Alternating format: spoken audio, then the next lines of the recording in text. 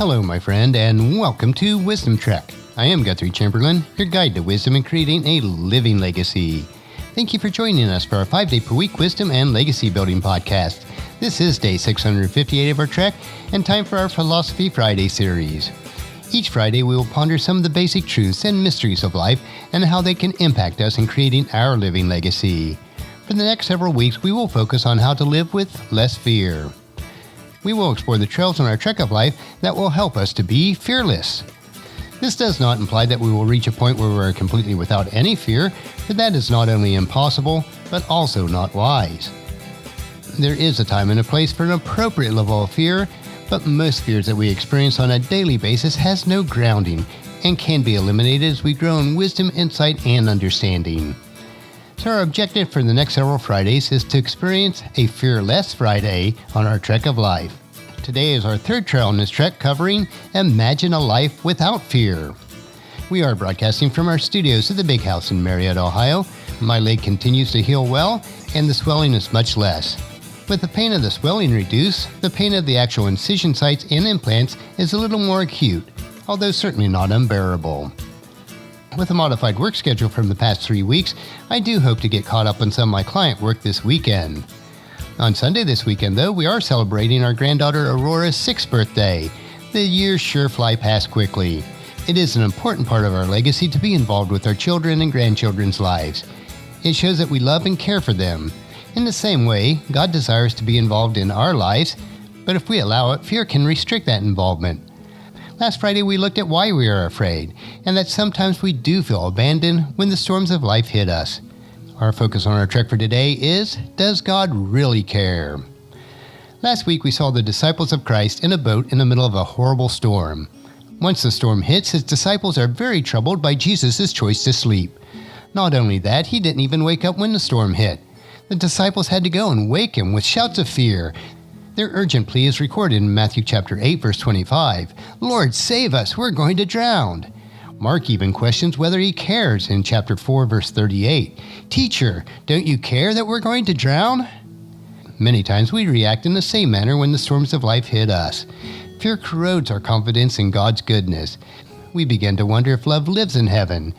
If God can sleep in our storms, if his eyes stay shut when our eyes grow wide, if he permits storms after we get into his boat, does he really care? Fear unleashes a swarm of doubts, anger-stirring doubts.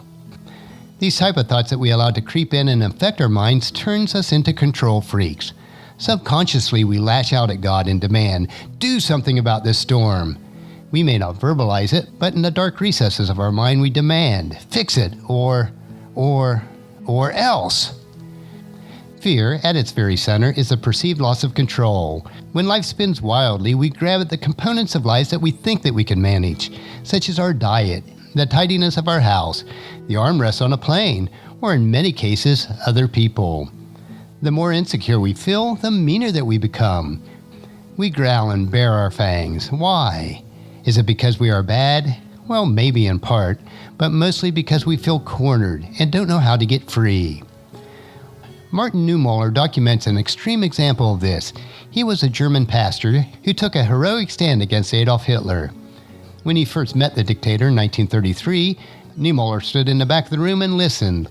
Later, when his wife asked him what he had learned, he said, I have discovered that Herr Hitler is a terribly frightened man. Fear does release a tyrant in each of us. Fear also deadens our recall. The disciples had every reason to trust Jesus. By this time in his ministry, they had seen him teaching in the synagogues and announcing the good news about the kingdom. He healed every kind of disease and illness, Matthew chapter 4, verse 23. They had witnessed him heal a leopard with a touch and a servant with a command. Peter saw his sick mother-in-law recover from a serious illness.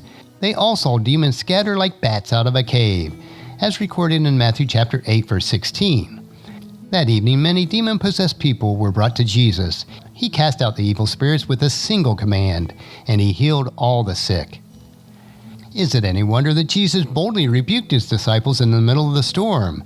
Why are you afraid? You have so little faith. Matthew chapter 8, verse 26.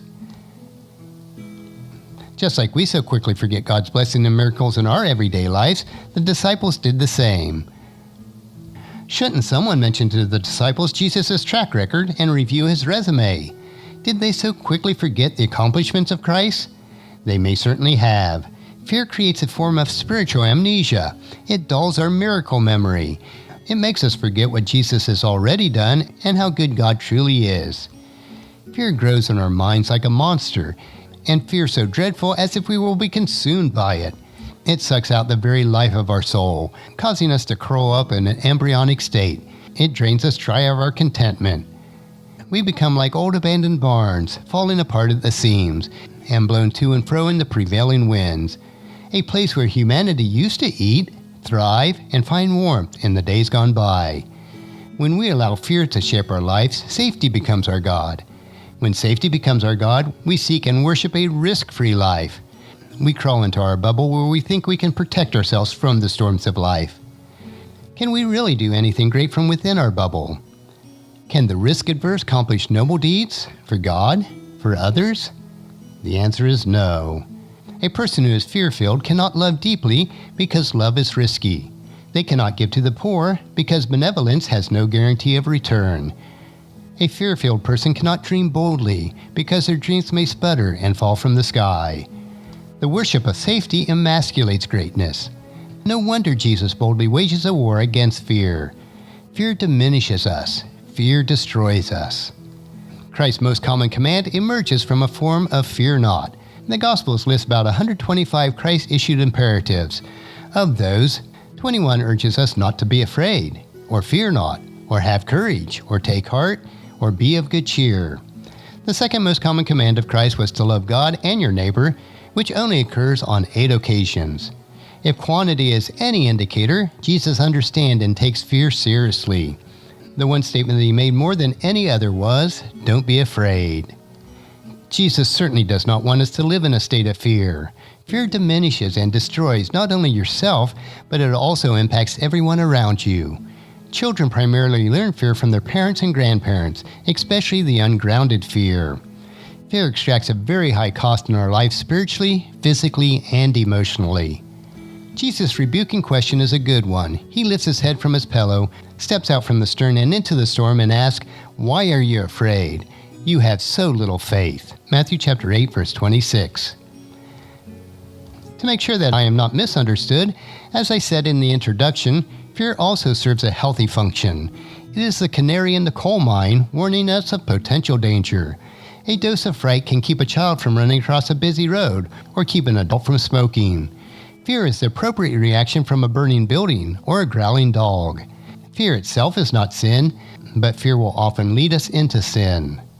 If we medicate fear through angry outbursts, drinking binges, sullen withdrawals, self-starvation, overeating, or vice-like control of others, we exclude God from the solution and exasperate the problem.